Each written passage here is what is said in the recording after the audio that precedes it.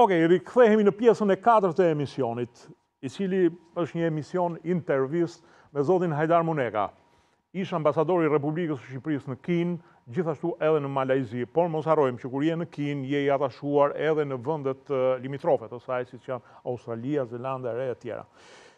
Ambasador Muneka ka shkruar një libër I cili është I veçantë sepse prek një temë që pak është prekur kohët e fundit, ose më saktë qyse u prishëm me Kinën, hiq ato ditirambet e mëdhaja të miqësisë së madhe kino-shqiptare e tjera. Askush nuk më shmarrë realisht që të tregoj pse u prishëm me Kinën, cilat ishin arsyet gjeopolitike që na prishën me Kinën, sepse dashuria midis dy shteteve nuk është dashuri, le të themi, idilike, bukolike, por është një dashuri politike. Bile as ideologjike, nuk është, gjithmonë është politike ose geostrategjike. Dhe zoti Muneka është një njeri I cili ka studiuar në Kinë dhe më vonë ka pasur fatin të jetë ambasador aty, por gjithashtu një ndjekës sistematik I politikës kineze, I politikave të saj në botë dhe ndaj Shqipërisë. Ka shkruar një libër të cilin unë ja u këshilloj nxehtësisht atyre që duan të mësojnë rreth kësaj historie, sepse është një histori e përjetuar në vetën e parë. Nuk jemi duke folur për një person I cili ja ka thënë dikush. Është një histori e përjetuar në vetën e parë. Drithijet e një miqësie që çuditi botën nga ambasador Hajdar Muneka, të cilin unë kam fatin ta kem sot këtu në studio. Zoti Hajdar Muneka, mirë se erdhët. Faleminderit për ftesën dhe për mundësinë që më jepni të flas për një temë që unë kam shumë preferuar. Është kënaqësi që të kam aq më tepër që në 23 nëntor ben 70 vjet marrëdhënie diplomatike midis Shqipërisë dhe Kinës. Do ta festoj ambasada kineze ata ceremonialin e qajnë në këtë rast. Ata kanë festuar, kanë bërë disa aktivitete lidhur me këtë datë, që kanë filluar sepse ky vit ka qenë viti I miqësisë shqiptaro-kineze, kështu që nuk e di a kanë planifikuar ndonjë gjë për atë ditë, po besoj se kinezët I festojnë gjërat gjatë gjithë vitit. Okej, juve keni qenë studentët në cilat vite? Unë kam qenë student në Kinë në vitin 1973 deri në vitin 1977. Jam bërë pjesë grupit parë të studentëve që shkuan në Pekin pas mbylljes së shkollave, sepse revolucioni kulturor I mbylli gjitha shkollat në Kinë dhe u rihapen ata në vitin 1973, ne ishim grupi I parë I studentëve të huaj. Por mbas një viti pastaj u prishën marrëdhëniet, mos gaboj në 78-ën, Unë shkova në 73-in. Po pra, 73-77, ju patët fatin që ta bëni ciklin e plot të shkollës. Jo, ne e bëm ciklin e plot, por në fakt marrëdhëniet u deklaruan të prishura në 77-ën me artikullin imperializmi dhe revolucioni që doli në gazetën Zëri I Popullit, aty u shpall prisja për Si përjetimi I këtyre 4 vjetëve, si është për juve? Si ja keni kaluar në Kinë, shkurt muhabetit? Për mua ka qenë 4 vite të shkëlqyera. Megjithëse ne kemi qenë në periudhën e revolucionit kulturor, kur Kina ishte shumë e varfër, kur kinezët ushqeheshin me tollon, visheshin me tollon. Mirë po, ne nuk e kemi ndjerë këtë varfëri. Mendoj që paga ime, ajo studenti që merrnim ne, ishte 2 herë më e madhe se paga një pedagogu. Kështu që I kishim të ardhurat të mira, jetonim shumë mirë, kinezët nuk e tregojnë varfërinë, ne nuk I merrnim vesh se ishin shumë të varfër, na thonin tjerët, po ata ne nuk na tregonin varfërinë, jetonim shumë mirë. Kishit marrëdhënie të mira me njerëzit që ju rrethonin? Ne kemi pas marrëdhënie të shkëlqyera. Biles duat ju them që edhe të huaj të tjerë që ishin në Kinë në atë kohë, gjithë hiqeshin sigurisht shqiptarët, sepse për shqiptarët ishin dyert e hapura kudo. Nuk kishim asnjë lloj pengese, mund të hynim, mund të frekuentonim edhe ambientet që të huaj të tjerë patjetër nuk I frekuentonin dot, kështu që komod shumë. Juve më keni treguar që në atë kohë Kina ishte shumë e mbyllur. Domethënë, më thënë një frazë që nuk e harroj. Unë kam qenë për veten në aeroportin e Pekinit, po besoj nuk ka qenë juaj se unë isha vonë në 2002. Thatë që kur zbritëm, të krijoi ideja që aeroporti u hap vetëm për neve dhe pastaj u mbyll. Zbritëm neve, ikëm dhe u mbyll prapë. Është e vërtet. Ka qenë periudha kur në Kinë zbrisin vetëm shqiptarë. Edhe shqiptarët, ashtu duke sigur ne hapnim edhe mbyllim aeroportin, shqiptarët ishin edhe në rrugë vetëm shqiptarë. Shikoni biles t'ju them një kuriozitet, që një shkrimtar, poet i njohur amerikan, që ka vizituar Kinën në ato kohë, më vonë ka bërë një libër me kujtime, ka thonë që kur shkova unë në Kinë, kuptova se sa e madhe ishte Shqipëria, sepse gjysma Kinës ishte me shqiptarë. Shumë interesant. Si duket ishin dhe të vetmi të huaj, prandaj ai takonte vetëm, le të themi racën kaukaziane, që është raca jonë, ishin të vetmi të huaj që janë aty, në shumicë të paktën. Kjo ishte edhe një përgjegjësi shumë e madhe për ne, sepse duke qenë se Shqipëria ishte dritarja e vetme që Kina shikonte botën, edhe ne kishim një përgjegjësi që tu cilleshim mirë, jo vetëm si shqiptar, por edhe si evropian, sepse ata thonin që shqiptarët janë evropianë dhe kështu janë gjithë evropianët. Okej, zoti Muneka, juve jeni edhe një studius i marrëdhënieve të dy vendeve. Kur fillon misia e ngushtë shqiptaro-kineze? Si e thatë ju, marrëdhëniet diplomatike u njohën, domethënë u lidhën vetëm një muaj e pak nga shpallja e Republikës Popullore të Kinës. Por misia e ngushtë ka filluar vetëm pas vdekjes Stalinit, në kohën kur Hrushchovi dhe udhëheqja sovjetike asaj kohe anatemoi Stalinin dhe gjithë ata që përkranin Stalinin. Domethënë edhe Enver Hoxha ishte në listën e personave ose të grupit udhëheqjes që duhej larguar. Pak e çuditshme, juve në bisedë më keni thënë që faktikisht Stalini nuk ishte simpatizant i Maos, Stalini simpatizonte Çaj Kanshin. Apo kundërshtari në Maos. Është vërtet.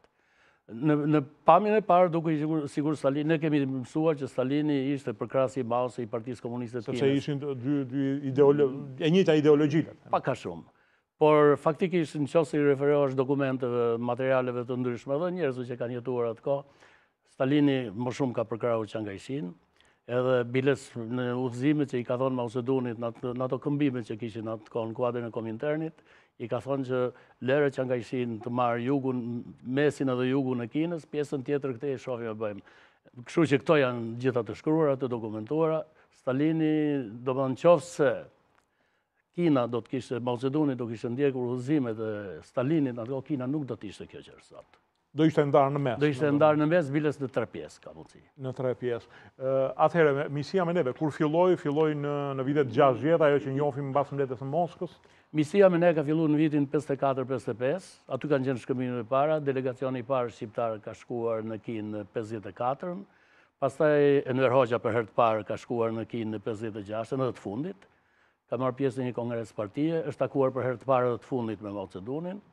Dhe aty filloi dal nga dal lufta kundër Bashkimit Sovjetik, revizionistëve sovjetik që konsiderojnë atë kohë, i bashkoi këto dy partitë të dy vendet tona në një kauzë përbashkët që quhej. Kjo është misia. Zoti Muneka, ishte vetëm një dashuri ideologjike apo kishte në mes edhe interesa gjeopolitike dhe ekonomike? Ajo ishte një dashuri, një lidhje mbi bazën e interesave.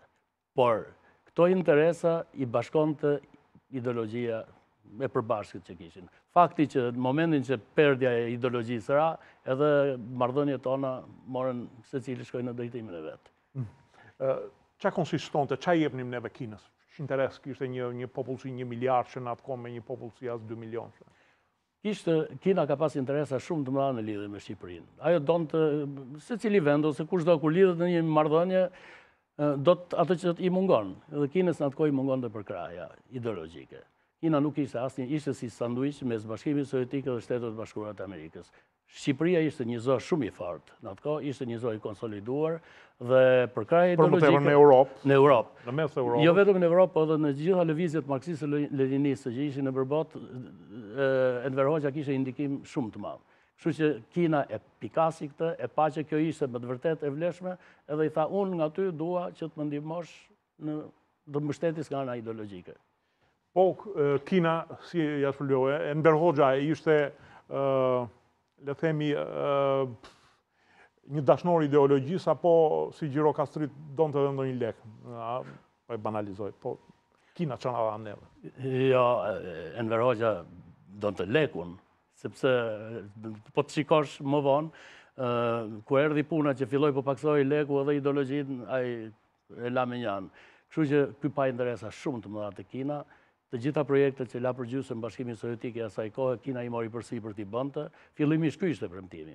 Pastaj udhëheqja shqiptare i shtoi pretendimet e shtoi Orexin dhe nga 60-70 objekte të mëdha që ishin, u bën 200 e sa objekte me ndikimin e Kinës. Kërkesat e tij ndaj Kinës kanë qenë deri në momentin e fundit kanë qenë vetëm në rritje. Ku konsistonte? Në industri, në bujqësi, në ushtri? Ndihma, tash marrëdhënia ekonomike me Kinën ka 3 plane. Ka ndihmat, ka borxhet edhe kredit. Tash ne i kishim të treja me Kinën, por ne kryesisht fokusoheshim tek ndihmat. Ka pas një thënie të Mao Zedongit shumë përpara se sa ne ta konsolidonim marrëdhënien që Shqipërisë buka dhe fisheket nuk duhet i mungojnë. Kështu që këto do t'i marr pa para. Kjo është përdorur me mjeshtri shumë të madhe nga udhëheqja shqiptare asaj kohe dhe deri në momentin e fundit, edhe kur kërkoni me qindra, tanke, avion, thuaj që Mao Zedongi ka thënë që ne këto do na jepni pa para. E në fakt i kemi marrë pa para deri në momentin e fundit. Dua të theksoj vetëm një gjë që Shqipëria ka pas armatime për frym të popullsisë më shumë se sa Kina në atë kohë, edhe më shumë se gjitha vendet e rajonit që kishin përreth që na përbënin kërcënimin, që na kërcënonin domosdoshmë. Për të përballuar kërcënimin. A kishte një ndjenjë, një feeling të Mao Zedongit për Shqipërinë? Kishte një lloj Mao Zedongi përveç se udhëheqës ideologjik ka qenë edhe udhëheqës, poet, le themi, ka qenë shkrimtar. Pak më kështu e mbante vetën, unë nuk e di, ju e njihni më mirë. Ashtu ka qenë. Mao Zedongi ka pas ndjenja për Shqipërinë vetëm kur i takonte shqiptarët. Mao Zedongi nuk ka folë në asnjë takim publik ose një fjalim publik për Shqipërinë. Bilesne na bën të përshtypje kur shkuam në Kinë atëherë se nuk shikonim as parulla për Shqipërinë gjekundi dhe as një fjalim për Shqipërinë. Kur këtej ne fillonin mbaronin fjalimet me Kinën dhe me Mao Zedongin. Kështu që u ndjemi që keq. Pastaj avash kur e morëm vesh se si funksiononin punët atje, Mao Zedongi nuk ishte njëri që mbante fjalime. Ai ishte më tepër një filozof, ishte një mendimtar, nuk ishte një udhëheq karizmatik siç mund të mendojmë siç ishte për shembull udhëheqi që kishim ne. Kur vdiq Mao Zedongi? Mao Zedongi vdiq me 9 shtator të vitit 1976. 76. Prishja me Kinën e jona ka një datë fikse apo ka një kurbë që vjen apo ka një vit që vjen në crescendo? Prishja jonë me Kinën, faktikisht kulmi i marrëdhënieve tona me Kinën ka arrit gjatë revolucionit kulturor. Në kohën kur Kina ishte më e varfër, revolucioni kulturor që e ka shkatruar Kinën totalisht, ne kemi qenë përfituesit më të mëdhenj të atij revolucioni. Në çfarë periudhe? Kjo periudhë nga 66 deri në 70. Në vitin 70 edhe mbrapa, kur ndodhi që erdhi një ambasador kinez këtu dhe bëri një raport në Kinë që tha që shqiptarët shpërdorojnë ndihmat tona, këta jetojnë shumë më mirë se ne, sepse faktikisht ne jetonim shumë më mirë se kinezët. Bëri një letër në Komitetin Qendror. Mao Zedongi e lexoi vetë atë letrën edhe e lavdroi këtë ambasador edhe tha ky është ambasador shumë i mirë sepse guxon të flas kundër Shqipërisë. Ne të kuptojmë ose të kujtojmë që në atë kohë qëndrimi ndaj Shqipërisë ishte një gur prove. Kush guxon të shante Shqipërinë është një lloj si të shaje. Ishte anatemohesh me një. Atëherë prishja e misisë, prishja e marrëdhënieve me prishja, ftohja e marrëdhënieve. Ngërçi ka ardhur duke filluar mbas vizitës Nixonit në Kinë, mbas vendosjes marrëdhënie diplomatike midis Kinës dhe Shteteve të Bashkuara. Bëhet fjalë mbas 71-72-shit, por jo për shkakun se shkoi Nixoni në Kinë, siç trumbetohet fare. Biles ne duhet të themi që pavarësisht se ç'është thënë më vonë, vajtjen e Nixonit në Kinë, Enver e ka cilësuar si një fitore shumë të madhe të Kinës, edhe i ka bërë një letër në atë kohë Mao Zedongit dhe i ka thonë nuk ishte Kina që shkoi në Amerikë, po ishte imperializmi amerikan e erdhi dhe hyra në gjuhë juve. Do të thënë nuk është ashtu si e kemi mësuar neve në histori që Enver u revoltua nga kjo vendosje marrëdhënies dhe prishje marrëdhënie. Për mendimin tim, Enver nuk revoltoi nga këto gjëra, sepse është ajo që ai donte vetëm parat. Ka dhe një rast tjetër kur u vendosën marrëdhënie diplomatike midis Kinës dhe Gjermanisë perëndimore. Ambasadori Liu Jianhua që ishte në atë kohë në Tiranë kujton që unë kisha me shumë frikë thotë t'i thoja Enver Hoxhes se ç'po ndodh. Edhe vajti e takoi Enver Hoxhen e i tha që shikoj ne do vendosim marrëdhënie diplomatike me Gjermaninë. Edhe ky u gëzua shumë, thotë, sa sa mirë, deri tani gjithë ato malla që na duheshin nga Gjermania do t'i marrim nëpërmjet jush. Kështu që sepse i merrte palë. Domthon Aty filloi prishja, pastaj Enver Hoxha bëri maksimumin që t'i shtynte marrëdhëniet me Kinën, që mos i prishte marrëdhëniet me Kinën. Kjo ka qenë edhe deviza e tij. Për këtë ai ka bërë disa veprime shumë interesante që t'i shtynte deri në limitet kohore sa kishte mundësi ta bënte për këtu. Për shembull, çfarë masash? Një nga kryesorët ka qenë që caktojnë në Pekin një ambasador, një nga personat, njerëzit më të besuar, një diplomat shumë të shquar, si Behar Shtylla, sepse Behari kishte një reputacion shumë të madhe edhe në Kinë. Edhe faktikisht dua të them që edhe ky hap ka qenë një mundësi që ju dha Shqipërisë që të shtyhej, sepse ne mbas 74-75 ndoshta nga Kina nuk do kishim marrë më asgjë. Por kemi marrë në këtë periudhë kemi marrë më shumë se që morëm në periudhën e mëparshme. Ishte merite e ambasadorit Shtylla që ishte aty. Natyrisht, edhe ambasadori ka një rol shumë të rëndësishëm në marrëdhëniet diplomatike. Por dhe perceptimi që vajtja e tij aty krijoi. Po është edhe koncepti kinez, sepse kinezët e vlerësojnë shumë personin. Edhe ata në qoftë se kanë një simpati për këtë person janë gati që të bëjnë çdo gjë, vetëm që të mos i prishin qefin atij që po bisedon me ta. Ambasador, një përgjigje pa kështu, kush i prishin marrëdhëniet? Shiko, marrëdhëniet tash nuk mund të themi që i prishi dikush. Marrëdhëniet u prishën. Ishte një njohje që ne bëm një njohje me Kinën gjatë rrugës, nuk e njihnim fare më përpara këtë bashkëpunëtar. Do vinte një ditë që rrugët tona do ndaheshin. Kina në vitin 1978, por edhe më herët, pas vdekjes Mao Zedonit, me ardhjen e Deng Xiaopingit në pushtet, Deng Xiaopingi s'u bas një herë as kryeminist as kryetar partie, po ai ishte në background, vendosi që të hynte në rrugën e reformave. Kina vendosi që të ndërpriste ndihmat internacionaliste me të gjitha vendet edhe partitë komuniste, marksiste-leniniste që u jepte, jo me Shqipërinë. Biles Shqipëria ka qenë vendi që është ndarë më mirë nga të gjithë me Kinën për sa i përket ftojes së marrëdhënieve diplomatike. Ju e dini që me Vietnamin, që ishte përfituesi, bëri një luftë. Edhe me Koren nuk është se Shqipëria u nda shumë mirë, kinezët na lanë në rënje të lirë, nuk folën asgjë për ne. Andaj, sepse edhe s'na ndihmonin dot. Na e vun lagun në fyt për kredit? Ja fare. Absolutisht. Kinezët ne kemi një borxh pas zgjidhur me Kinën, edhe sot është një problem i pas zgjidhur. Nuk na kanë vënë lagun në fyt, por një zgjidhje duhet, edhe një përgjigje duhet. Okej. Po para shqiptare, ishte si të thuar si që jemi neve reaktiv me njëherë në momentin që prishemi. Bëm ndonjë gabim neve? Ne bëm gabim, prishjen nuk e evitonim dot. Sepse ajo prishje do vinte ashtu siç thash. Kina hyri në rrugën e reformave, ka një gjë që dua të theksoj këtu, mbase do jetë me interes. Pse Shqipëria nuk e ndoqi Kinën në rrugën e reformave? Sepse shumë veta thonë tu që po të kishim ndjek në Kinën, do ishim si Kina dhe më mirë se Kina. Faktikisht, dua të theksoj një gjë që Kina drejtohej nga Partia Komuniste e Kinës edhe Shqipëria nga një parti komuniste që quhej Partia e Punës. Ishin dy parti krejt të ndryshme, mbi baza ideologjike krejt të ndryshme. Partia Komuniste e Kinës emrin e kishte Parti Komuniste, por drejtohej nga një filozofi që quhet filozofia e artit të luftës, që daton 2500 vjet më përpara. Sun Tzu.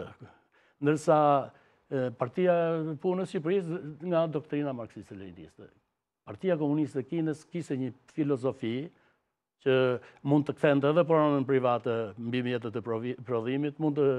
Nuk kishte një ideologji e cila nuk e bënte fanatike, siç ishte partia jonë. Ndërsa në qoftë se Partia Komuniste e Kinës do t'i garantonte Enver Hoxhes mbetjen në pushtet, ti je i sigurt që Enver Hoxha do ta kishte ndjek Kinën edhe më tutje, edhe do bënte edhe reformën, vetëm pushtetin du ta garantonte. Po Partia Komuniste e Kinës hoqi dorë, nuk mund të garantonte pushtet, sepse në Evropë nuk është si nazi.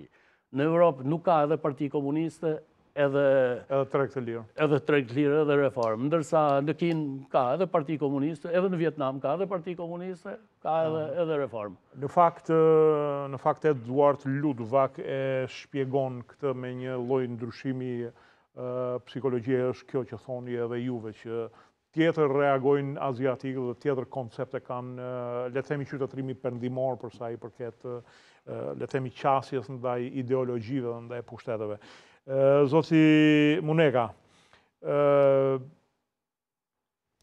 Kina juve më thatë që nuk u hakmon ndaj nesh, thjesht na injoroi në këtë.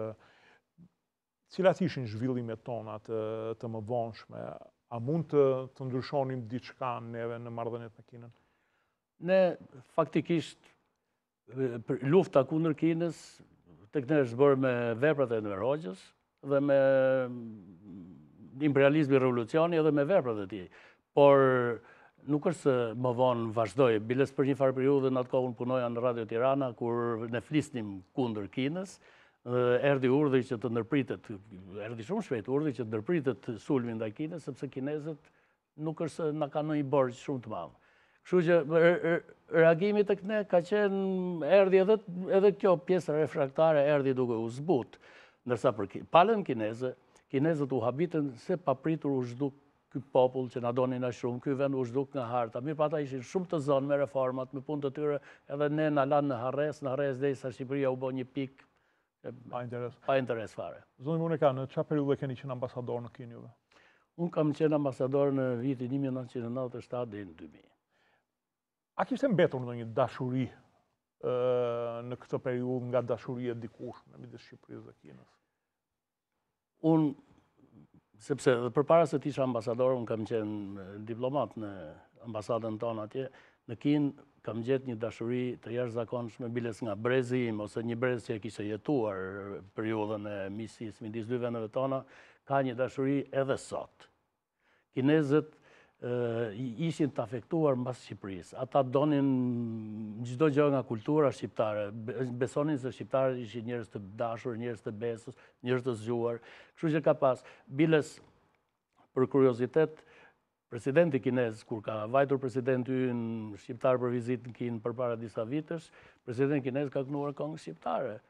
Edhe këngët e filmit Malet me blerë mbuluar i këndojnë gjithë njerëzit asaj periudhe. Tani një president kinez ose një ministër i jashtëm të këndojnë në një pritje një këngë shqiptare, kjo tregon që ai ka një dashuri dhe një simpati që e ka mbartur nga ajo kohë. Një lloj afeksioni për këtë vend. I cili a vazhdon me teknicjenët e rinj kinez që tashmë kanë studiuar në Harvard ose në Oxford? Ja, është shumë e vështirë.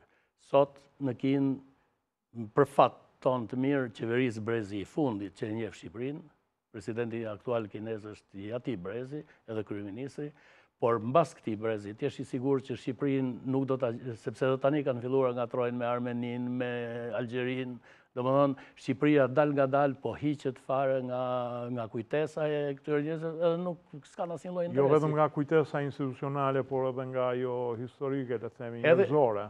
Për këtë institucionale, nëse ka kohë, unë mund të them diçka lidhur me marrëdhëniet aktuale. Po, sapo doja t'ju pyesja. Dua të theksoj që Shqipëria është vendi që ka përfituar investimet të më të pakta të Kinës në Shqipëri në këto vite. Krahasuar edhe me vende tjera të rajonit që janë më të vogla në popullsi se sa ne jemi në nivele. Zoti Muneka, neve jemi në mes të një le të themi të një beteje për tregu, ku vetë zëvendës ambasadori amerikane ka thënë kujdes mos merrni rrjetin 5G nga Kina dhe pajisjet nga Kina. Ne nga Kina ka shumë gjëra që mund të marrim. Mund mos marrim atë rrjetin 5 për hir edhe të situatave politike strategjike, mbase që janë, po ka shumë gjëra tjera që mund të marrim nga Kina. Kina ka shpallur dy iniciativa shumë të rëndësishme. Njëri është Brezi dhe Rruga, ose Rruga e Mëndashit, tjetra është kjo platforma 17+1. Në kuadrin e këtyre platforma që edhe Shqipëria është pjesë e këtyre, është palë, ne kemi përfituar pothuajse zero investime. Dhe kjo ka arsyet e veta. Nuk e di si argumentojnë ata që janë në pushtet dhe që merren me këto punë direkt, por unë mendoj që ne nuk e kemi marrë Kinën seriozisht. Ka vite, ka ndoshta 30 vjet që nuk e marrim seriozisht. Të rritin e Kinës që vjen, ne nuk e di e shohim me një sy krejt tjetër. Na ka mbetur akoma ajo idea qin ma qin, që përdonim diku neve. Mbase, sepse pse nuk marrim investime? Kam përshtypjen, unë kam marrë pjesë në disa nga këto konferenca ndërkombëtare që bën në kuadrin e këtyre iniciativave. Edhe Shqipëria ose ka projekte shumë të dobta, ose nuk paraqitet fare me projekte. Kjo është një arsye që është shumë, por ka edhe një arsye tjetër, mendoj unë. Këto dy projekte, më falë ta them edhe këtë, këto dy projekte janë dy projekte që menaxhohen nga qeveria kineze. që ju keni qenë diplomat, për i kohë gjatë ministri, kemi punuar bashkë, edhe e dini që diplomacia e gjestëve flet shumë. Në qoftë se një qeveri ose një vend bëhet palë në një rezolut ose një deklarat që atakon qeverinë kineze, politikën e brendshme të qeverisë kineze, atëherë çfarë mund të presim ne? Kjo është një diçka që edhe sinjal i cili nuk ju vjen përhosh kinezët. Nuk ju vjen përhosh sepse kinezët, kam përshtypjen se kinezët e kanë shpik diplomacinë e gjestëve dhe kinezët e lexojnë më mirë se kushdo. Por edhe ne duhet dim ta lexojmë. Zotin Muneka, një pyetje të fundit për shkak të kohës, pastaj kush ka kuriozitet më tepër mund të lexojë librin tuaj. Pse Kina nuk e njeh Kosovën? Është antar e Këshillit të Sigurimit, Po. Unë kam pas fatin që kam qenë ambasador në Pekin në kohën kur zhvilloi lufta në Kosovë. Edhe dua të them që kemi pas një punë intensive, kemi pas një bashkëpunim shumë të mirë me Ministrinë e Jashtme kineze dhe me gjithë autoritetet tjera që kishin të bënin me çështjen e Kosovës. Kinezët nuk janë bërë pengesë për asnjë moment në asnjë rezolut të Këshillit të Sigurimit OKB-s për çështjen e Kosovës. Kinezët janë ndër vendet e para, megjithëse kinezët do të themi që u prekën nga u godit ambasada, ata e kanë evituar me shumë zgjuarsi dhe kinezët janë ndër vendet e para që kanë hapur një zyrë në Prishtinë, një zyrë ku punojnë diplomat shumë të mirë, edhe disa nga që kanë punuar në Shqipëri më përpara, por ka edhe një problem. Ka mundësi që Kina nuk e njeh Kosovën edhe për një arsye tjetër, për arsye të tyre të brendshme kuptohet, ata kanë secesionistë kanë probleme me rajonet që kërkojnë shkëputje. Por edhe një problem, kam përshtypjen se është një fjalë dhënë dhe një besë mbajtur tek Beogradi.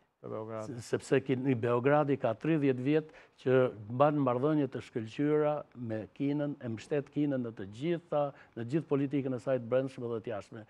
Ne po flasim për diplomacinë dhe diplomacia. Ju kuptova. Zotin Muneka, unë ju falenderoj që ishit sot me mua dhe në fakt kjo është një bisedë që mund të mbaj edhe shumë më gjatë, por koha televizive e tillë. Ju falenderoj që ishit sot me mua, zoti Hajdar Muneka, ish ambasadori jonë në Kinë dhe në Malajzi, njëkohësisht një njohës shumë i mirë i Kinës, sepse edhe ka studiuar aty, ka qenë student. Por unë ja u këshilloj nxehtësisht për ata që janë kurioz për historinë e shtetit shqiptar, të marrëdhënieve me një shtet si Kina dhe pse u prishëm dhe cilat janë të vërtetat e marrëdhënieve midis dy vendeve, të cilat shumë përgjigje do t'i gjeni në këtë libër. Drejtsijet e një miqësie që çuditëri botën. Mund ta gjeni në libraritë shqiptare. Unë ju falenderoj që ishit sot me mua, natën e mirë dhe takohemi të mërkurën e ardhshme. Faleminderit zotin Muneka, natën e mirë. Faleminderit.